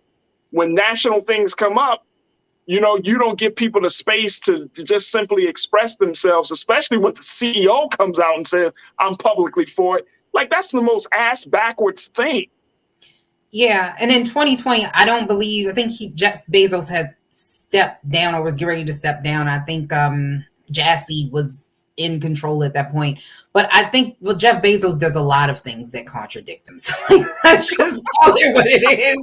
He's for the environment, but yeah, he takes down a bridge to get his boat through. Like, nothing he says really makes a ton of sense. So I'm not going to, say that, but I think that she does have a point. I think that when it comes to businesses, we are in a capitalistic society. They do not want to offend their customers and their clientele. And so they don't want you to wear anything, and anything can become political. Like if you have Save the Trees on your, let's say you have a Save the Trees button, somebody could look at that as political. Like, oh, they're for the Green New Deal. I don't like that. Anything can become political. And unfortunately, I think the only benefit is to not, she's kind of right, like to have that straight to the point. But that's not so don't put yourself, don't position your brand, your company, don't make it seem like that. Like, tell people the truth. Like, if you come here, we want you to whitewash yourself. Tell people that, man. Like, don't try to position, put your imaging out there like, yeah, here at this company, we stand with all people. And then the moment an employee stands with somebody, you're like, no, we didn't say those people. I feel like this is just what companies do. We in capitalism, you've seen like Oscar Mayer has an all natural organic hot dog. What the hell is that? Like, you can brand yourself as whatever it is that you want it to be. If you want to be healthy, a healthy hot dog, you can do that. Like, companies. What's wrong with a healthy hot dog, Lise? Nothing's wrong with a healthy hot dog. A healthy hot dog, really? Mm-hmm. Really? Oh, so hot dogs have to be unhealthy? Okay, Lise. Okay. Really, what I mean? Like, it doesn't make any sense at all. And so I think that in some ways that's true. Like, you do need that division between it, and we need to read our contracts, because sometimes they're telling you you can't do this when it doesn't actually say that. So we do need to know what's in it. We don't read it. We just sign it. And sometimes it's like, that's not a part of my job. When you signed a contract and you're like, oh, but it is. So that's another part of it. And I think that's why we do need unions, and we do need to unionize because of things like this, where the union can come in and say, hey, well, they can wear these pins and here's why. Right. Okay. Mike, you checked in and said, look, complete violation of the Civil Rights Act of 1964. BLM shirts aren't political. They are humanitarian. That has been politicized by the far right, Farajii. They could have. I mean, look, again, BLM is one of those conversations. I think it's an organization and a conversation that just brings up a lot of different viewpoints, right? So, and like, if you just like, if you say all lives matter, it might not be as controversial. It could be. No, it is. Just say all lives matter anywhere it is. I guarantee you. Parents just pop up out the trees. I'm not saying I agree with it. I disagree with it. I'm just saying, like, I think companies need to figure out, like, the best way to navigate through these very highly charged political, times that we're in right now. I think companies need to also figure out, okay, how do I empower my employees so that way they don't feel like that when they're coming to work, and I know some people say, well, when you come to work, you're supposed to just do your job. But if you think about the amount of time that we spend at our jobs, and there are a number of there's a bunch of data around this, we spend more time at our job than we do at home. Mm-hmm. So if you are denying who you are for the majority of your day, 5-6 days a week, how are you going to feel if you worked at a job at 1 year or 2 years or 5 years? You're going to be a shell of your former self. You're going to be so conditioned to deny who you are. You're going to be so conditioned to not think about the way the world is working. Like, there has to be a balance between that. You can't. Jobs shouldn't expect all of you. And you ever, and at least I'm sure you probably come across these individuals. They take their jobs so seriously. They ask you to do something, and you're like, okay, I'll take it. You need to take it right now. And they're like all in for the job. And then I look back at these people and I'm thinking to myself, like, damn, you ain't got a life. Right. Like, when I go home, I got a whole family. I'm not thinking about the job. Yeah. I've met I don't wake up. I don't go to sleep thinking about the job. Like, when I leave this place, I'm gone. Like, right. And I agree with that. They all in on the job. And I don't think that's not healthy, nor is that realistic to expect everybody that comes through the door to be all in, working 60, 70 hours a week, always available, 24 hours a day. Man, please. Yeah. In 2022? Nah, dog. I think there should be a balance, but I think that balance is still going to upset people, because then Black Lives Matter, then you have to include the All Lives Matter people and the Dog Lives Matter people. Like, everybody's going to have something like it, and then people are going to be offended either way. I feel like it's a damned if you do, damned if you don't. And to go back to Mike's point, I don't think that it's in violation of the 1964 Civil Rights Act unless they're only targeting Black people specifically, and they're making them because most of them people be white to be wearing them. It's amazing now that a lot of the times, like, they co-opted the movement. Most people be white, but I think that they might be going down the slippery slope of violating the National Labor Relations Act, Section 7 and 8, but I don't think it's the Civil Rights Act. Yeah, that might be true. There we go. Rashida, you checked in. Good to hear from you, Rashida. You say these companies are quick to support the LGBTQ plus community, but not the Black community, who spends more money in these stores than any culture combined. And that's the other thing. That is the other thing, right? And that was one of the points of the lawsuits against Whole Foods. You can't be selective about who you say we can show our support for. Janine, thank you so much, Rashida, for that one. Janine, you say ethical stances don't have anything to do with politics. Either you are treating people fairly or you are not in regards to a company. Exactly. But the moment you start to think about, and I'm going back to this point, Janine, The moment you start to think about whether somebody else is treating people fairly, you're going to start to think about your own situation. Like, wow, I'm part of this company. Am I being treated fairly? And that's the fear. And that's what, and if you know, I don't know Jeff Bezos, but I know that those type of, because of his view on unionizing and some of the things I've heard him say, he just wants you to, I'm not going to paint a broad stroke with him of him being like this miserly tyrant of a boss, but not allowing your employees to express themselves, to organize, to create, because unions really help to create a better working environment, right? If you look at it, it's not always about taking down a man. It's about, I'm working for your company. I want to work under the best circumstances. I want to work with the best wages. What's wrong with that? Why does that seem to be a threat instead of an opportunity to be better? Right. I don't know. Right. I don't know. Let me see here. Nisa, you said Whole Foods is part of a major corporation, not a local farmers market co-op. So I expect nothing less. They are enforcing their worldview. And if we want to express ours, it's simple. Don't work for them. Bing bong. True. That's very and people say, well, if you sign the agreement, if you sign your company contract, we're talking about hourly work here, folks. We're not talking about salary work. We're talking about people who are on the store floors. We're talking about hourly workers. You're expecting, again, don't expect people to give up all of themselves, all of their time, all of their insight, all of their talents for hourly work. So you expect people and you pay them $12 an hour. Okay, you might pay them $15 an hour. That still ain't enough. Or minimum wage hourly work, because you could get paid $100 an hour, which is a lot of money. But minimum wage hourly workers should have some freedoms, something to keep them there. You want your employees to work hard for you and to work for a long period of time. They're not gonna do that. Yeah, they're not going to do that if they feel stifled and they can't eat. And they can't have vacation. So you're going to stifle my self-expression. You're going to pay me this BS wage, right?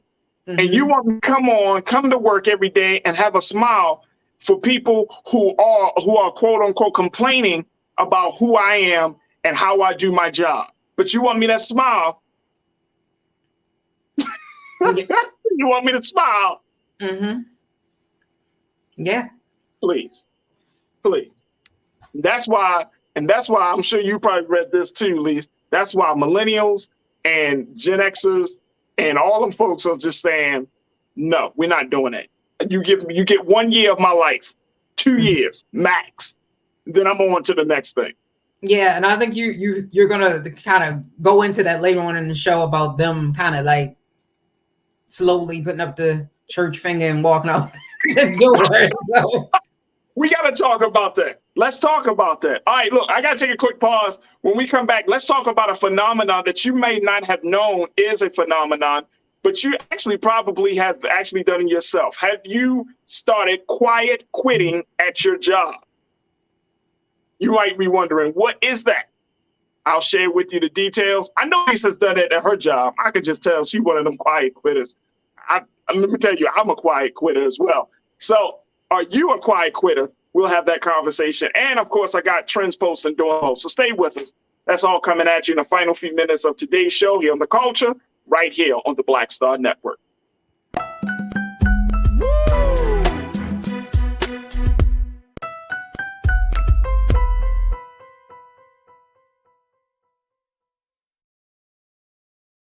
I'm Deborah Owens, America's Wealth Coach, and my new show, Get Wealthy, focuses on the things that your financial advisor and bank isn't telling you, but you absolutely need to know.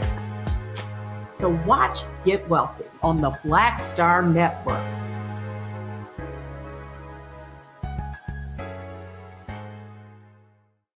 When we invest in ourselves, we all shine.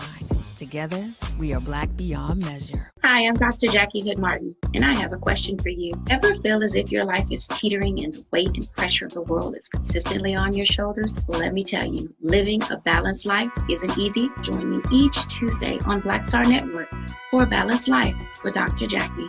We'll laugh together, cry together, pull ourselves together, and cheer each other on. So join me for new shows each Tuesday on Black Star Network, A Balanced Life with Dr. Jackie.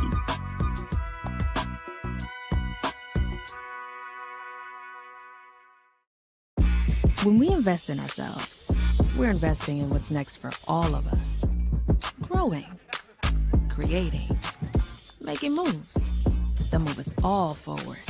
Together, we are Black beyond measure. Hatred on the streets, a horrific scene, a white nationalist rally that descended into deadly violence. White people are losing their damn minds. An angry pro-Trump mob storms the U.S. Capitol. We're about to see the rise of what I call white minority resistance. We have seen white folks in this country who simply cannot tolerate black folks voting. I think what we're seeing is the inevitable result of violent denial. This is part of American history. Every time that people of color have made progress, whether real or symbolic, there has been what Carol Anderson at Emory University calls white rage as a backlash. This is the rise of the Proud Boys and the Boogaloo Boys. America, there's going to be more of this. There's all the Proud Boys, guys. This country is getting increasingly racist in its behaviors and its attitudes because of the fear of white people. The fear that they're taking our jobs, they're taking our resources, they're taking our women. This is white fear.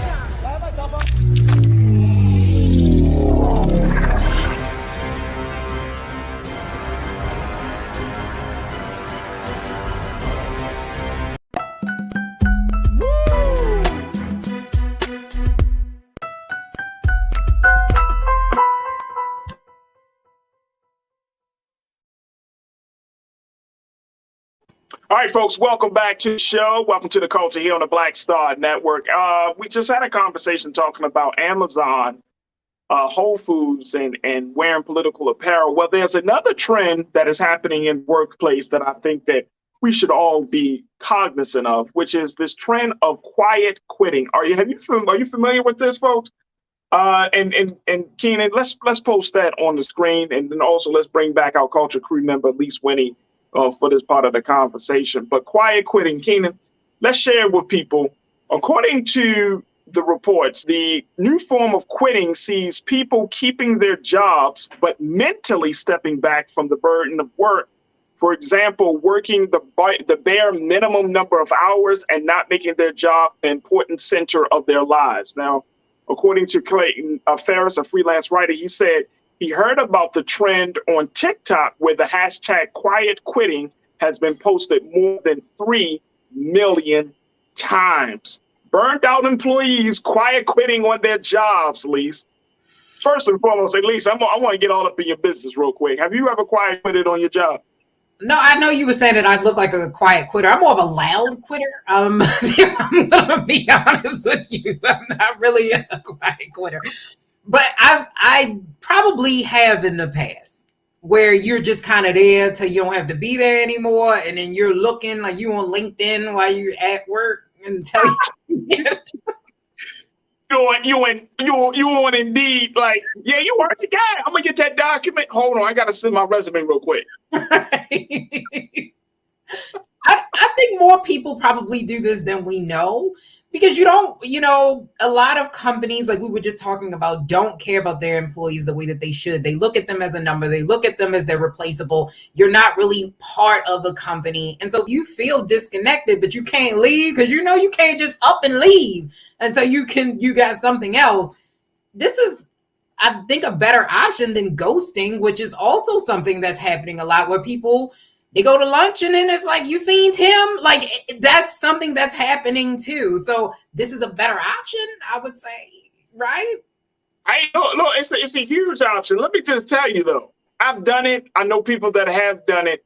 And this is why, going back to that statement about what quiet quitting is, no job is going to be, look, I love what I do. So I work in media, but I have worked at other places, especially for nonprofit organizations and stuff. And everything that every job has this thing, like certain things you're just not like, oh man, I got to do this, I got to do that, right? But I'm saying I've worked in front of like a desk job. It's sitting in front of the computer. You got to, check in for meetings, reports need to be done and all of that stuff, right? And yeah, I'm going to give you the bare minimum. This is not my calling. This is not my forever job. I don't see myself. And look, I got to share this. Sandy, I think Sandy checked in. Sandy W, she checked in and she, Sandy, I love your comment. I got to bring this up. Sandy said, I had an interviewer ask, what are my plans for the next 5 years? I said, it seems you have not been paying attention to trends. No one is giving you more than 5 years. Who asked that in 2022? I'm with you. I'm with you. I feel you. I'm with you, Sandy. 5 years? Bruh, that sounds longer than my damn marriage. No, I'm not doing that. You asking me to commit a lot. You know what I'm saying? Like, no. What are my plans for the next year? I'm serious. People are leaving jobs left and right. It don't take nothing for somebody to be like, you know what? I don't need this. It don't take nothing. And you can have degrees, you can have the experience, all of that. It doesn't take anything for people to quit their job and to find something better nowadays. And I think companies better keep their eyes open and be like, man, we could lose this person. We could lose this person at any moment. Agreed. Yes, you can. Agreed. I think that employers should care more about their employees, but they don't. And I think that millennials, we started this. And Gen Z took it to the next level, where one thing that I think we in this generation got right that our parents kind of didn't. So our parents are boomers, they're Gen X, where they just stayed there. It was like, it didn't matter how much they treated you bad. It didn't matter if they gave you breaks or benefits. They just stayed there for 30 years. And that's what you did. And they didn't move up. Whereas, or some of them did, but a lot of them didn't. Whereas now we're realizing if you move around, you can make more money, you can get more benefits, you can start to move up the chain and the ladder. And we figured that puzzle piece out very, very early on. Now, I think some of it is a little bit of entitlement. So it's like, I know we've all seen it, that one person that come in, they don't have no experience day one. Man, I hate this. I should be the CEO right now. Like everybody knows that one person. But I will say that more employers should look at this and say, what can we do in order to, the interview process sucks. The resume, they've been using it since the 1930s and they need to get rid of it because it's a horrible way to predict talent. So I think that they need to start asking questions about the person in general. Like, what do you need in order to prosper in this job? What type of experience could you bring here? Tell me how you can benefit from this environment and how can you help us in this environment? Those are the types of questions we need to be asking people. Hey, look, I'm with you on that. I'm with you. Just don't ask people to think beyond tomorrow. Right. That's about right. I mean, because people gonna be like, if you keep pressing me, I'm gonna just do this shift and you ain't gonna see me tomorrow. Right. Employers do that, Beyonce, to the left. I have another one for you in a minute. And I think now employees are doing that, where it's like, okay, no, you don't. I don't get no vacation time. I already booked it anyway. I'm gonna go ahead and put in my little notice and go on vacation. Real talk. Hey, Brother King Lee checked in. Brother King Lee, my guy, you said establishing a good work foundation early on in life is important. Sometimes young employees think they are invincible. Please teach your children to stay the course. Hey, here's the thing. And I hear you, King. Here's what I think. There has to be a balance on that. Because if a work environment really isn't working for you, why stay? Why stay the course? If they're not showing you that that you are valuable, or they're not allowing you to speak your heart, to speak your mind, especially when it comes to work-related decisions. Why? Like if you are made to feel small, if the culture feels suffocating, or you feel like it's not where your values are, why stay? Why put yourself through that mental to that? And I think to your point, at least that's what a lot of, I'm part of Generation X. That's what a lot of people, like my parents did. They stayed and they were miserable. Mm-hmm. You know what I'm saying? They worked that job and they talked about the job when they came home. They talked about the job in the morning and they talked about the job on weekends. They talked about the job on vacation. And you know, as a child, we like, why are you, I mean, damn, Dad, like, damn, Mom, like, that's what I'm looking forward to. I need to look forward to. Why stay? There's no reason to stay. Mm-hmm. If the job is not fulfilling, the important stuff. I mean, if the job is not paying you enough, then you got some crazy ass supervisor from like the office, and then you got all this other stuff happening. Why stay, man? Why stay? Play devil's advocate a little bit. Like I said, some of it is entitlement. There is a level of entitlement in the millennial Gen Z generation that I don't think we've seen thus far. Where it's like, it's not about the employer treating you bad as much as I don't want to do that right now. Like, it's a lot of that too. And then we get ourselves in a situation, because one thing I will say about our parents is they had more money. The millennials are the first generation that will be poorer than their parents. And I think we do need to look at that as well. I mean, student loans, all that type of stuff, but we do need to look at that. We are not saving for retirement. They looked at that at all. So we do need to look to the future a little bit. And so I think Brother King Lee might be on to a little bit of something. I agree. Tiana, I love your comment. Hey, King, good to talk to you, brother. Thank you. Tiana, you said, I've been on my job for 23 years. I've been quiet quitting for the last 5 years. I'm done.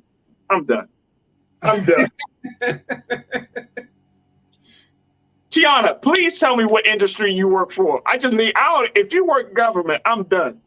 I'm going to blast you. No, let me. A lot of these government officials been 5 years. You've been quiet quitting, Tiana. They've been quiet quitting since day one. What are you talking about?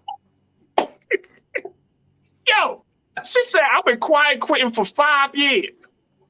Tiana, please tell me what industry you work for. Please. I just need to know. I just want to know what job allowed you to just sit back like that. Man, oh man. Karina, you said never feel bad for quitting because when they want to let you go, there is never any hesitation to do so. Ain't that the truth? Yeah. You be trying to play your cards right. You be trying to walk on eggshells, and they still be like, well, you remember you didn't take off a couple of weekends when we had that retreat. So we don't think this is a good fit. Yeah. And I've heard that. I've actually heard that. Like you're asking, no. You're right, Karina. Sometimes they let you go for the smallest of things. Yeah. And the job can get petty. They want you to think so high of them, but when they do things, they can get super petty. Sophia, y'all really like, this is confession right now, Lise. Sophia said, she said, I've been quiet quitting since 2001 in the military. Sophia, we need you to be there, like mentally, sis. We need you to be like mentally there. Man, okay. McCall said the younger generations are not giving themselves completely over to their jobs. Some Gen X, millennials, Gen Z are not working 30 plus years at a job. Some of them are making over $100,000 online. Yeah, I think, I read an article, and at least I was going back and forth in my mind about whether I should include this, but now that we're talking about it. But there was an article that there was an op-ed in the New York Times over the past couple of days talking about Gen Xers, and how Gen Xers, how we don't, we have been in the workplace. On the low end, you could be 42. In the high end, older end, we're 57 in terms of the Gen Xers, right? Mm-hmm. And they're saying that we're in a space where we're not the boss. That in the times that we have been a boss, we just don't carry it like a boss. And part of the reason is because we're not as enthusiastic about this idea of leading people, more importantly, idea of bossing people around. Like the view of leadership, the view of making a lot of money is starting to wane on a lot of people. What do you make of that? Because to McCall's point, it's for me, I don't need to make $1 bazillion, right? Mm-hmm. Like, I just want to make enough money to take care of my family and to live in a decent way. Some people, if you still on that grind, like, yo, I need to make like everybody can't make rapper money, or let me put Jay-Z money, or entertainer money. You know what I mean? So what's your take on that? I think Gen X is more reasonable. You are the more reasonable generation. Y'all are latchkey kids. You are reasonable. You're damn right. You had common sense. Like, you grew up, like, maybe not you because you're a little bit on the younger end, but like Schoolhouse Rock and all of this. Like, you guys had common sense around you. So I think that we grew up in the era of the internet. So millennials changed that game where things were a little bit not as analog for us. Some things were a little bit more automated. And I think that that's why, which would explain why there's a teacher shortage. Y'all kids is bad as hell because y'all don't want to lead nobody. But nonetheless, I think that's what it is. And I think that also boomers, which I read quote really quickly, that they're not retiring. So I think that there's also this place of Gen X, millennials, and Gen Z. We don't have to worry about it because the boomers said, we got it. They're staying in these positions of power way longer. So maybe that's some of it too. Yeah. And I think our values have changed, right? I mean, we've been talking about COVID, but I think our values and what we want to gain from the workforce. I don't think a lot of people just want to make, I mean, you want people that want to break their backs. And in this day and time, I'm reading this book called The Meritocracy Trap by a researcher by the name of Daniel Markovitz. And in this book, it talks about how being rich nowadays is very different from being rich, 100 years ago. And during the time of the aristocracy, rich people didn't work. Now we're in a culture where you are part of the working rich class, right? Yes, Elon Musk has he's the world's richest man, or Bill Gates, we see them rich people, but they work like insane amount of hours at the detriment of their family and all of the other stuff, right, that goes on in life. And so, it's like now this view that in order for you to be successful, you have to give yourself to your job, to whatever work that you do, at the expense of something else. And I think people are just pushing back on that. I think that has always been like a driving force, but we can say COVID, but I think that now there's an awakening, a consciousness around how we go to work. And people are saying, well, it's a job. Yes, this is something I love to do, but it's not who I am. I agree, but I push back a little bit. I don't think people don't want to be rich. I don't think that's changed. I think people want to be rich, but they want to be rich in a way where it just like I can sit at the beach, and I think we have an unrealistic expectation of what it takes. That's true. I think so. I think that's a good point. I think that's a very, very good point. Say it again, Lisa. Tiana says she works in higher education. Yeah, Tiana works in higher education. Lord have mercy on. Can I send my degree back because my teacher was quiet quitting? Tiana was quiet quitting in higher education. Tiana, that's why the loans don't get processed. People don't get their refund checks. No, so I'm gonna send my little loan papers in. I'm gonna say, they was quiet quitting. I ain't paying. No. People don't get the vendors don't get paid for 45 to 90 days because Tiana's quiet quitting. Yeah, I appreciate it. I'm just joking with you. Curtis, you checked it and said, look, I had been so many signs to step out on faith and leave my job, and this conversation is validation. Well, look, hold on, Curtis. Hold on. Wait a minute. Hold on, Curtis. You got family, man. You better leave that job in a very strategic way. This is right. As much as this is empowering, right? Like, we can go on the break my soul tip, like, oh, we're gonna just leave our 9 to 5. Please, I don't want your wife or your family or anybody Farajii, looking at you, be like, I was watching The Culture, and they inspired me to lead a job. Yeah. No, Farajii like, no. Not. They used to, I don't know, at least you ever heard the term steal away? Mm-hmm. The steal away plan, where you just slowly start to No, it's a slow transition, right? You don't just, because they say quiet quitting, but it's like steal away, like you slowly start to separate yourself. But as you do less at your current job, you do more in finding and working in a space where you can do what you want to do for real. So it's the steal away plan, you know what I mean? But you do it on the low until everything is good for the next opportunity. Then you just quit. But that's what it is. That's what it is. People do that.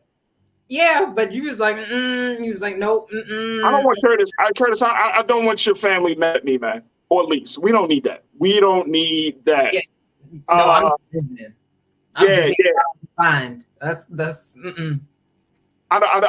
We don't need that. All right, so you said, speaking from experience, when I was looking for a new candidate to hire, the first thing after experience that I particularly was concerned about was the amount of time they spent on the job. Loyalty. I wonder what they said, Shalinda. What did they tell you? Loyalty. What's at least very quickly as we wrap up this part, what do you consider to be a good loyalty point for being on a job? How many years? How long? I think now, if somebody can stay at a job for 7 years or 7 to 10 years, that's loyalty. I honestly, I had less time than that, at least. You don't see it. I mean, because to me, 2 or 3 years, you still on the fence. You still don't know everything. No, I didn't know. You had your job for.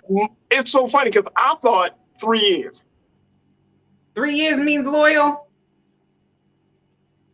Then I ain't loyal. I ain't loyal. Because at 3 years, I was still thinking about, you know what? I don't know about this. If you've been through your job, think about it like this. This is 2022. If you've been at the job since 2019, right? Mm-hmm. Given all that happened over the past 3 years, in particular, these past 3 years, you loyal. If you ain't been thinking about breaking your soul and moving on to something else, you pretty loyal over these past 3 years. That's loyalty. 6 months. If you give them a good 6 months, it's like, I tried. I'm solid. I'm loyal. Good 6 months. Look, depending on the job, depending on the seriousness of the job, it takes you about 6 months to 6 to 8, maybe a year. But I mean, it's a lot of these jobs, and I'm talking about the jobs that people leave from. You're not walking away from if you have a CEO job, you're not walking away from the job. A lot of these jobs are like mid-management. A lot of people working like management, mid-management, you know what I'm saying, supervisory work. It might take you a good 6 months to 8 months to probably know the job if you are serious about the job, right? Mm-hmm. But I say 3 years. That would be my loyalty.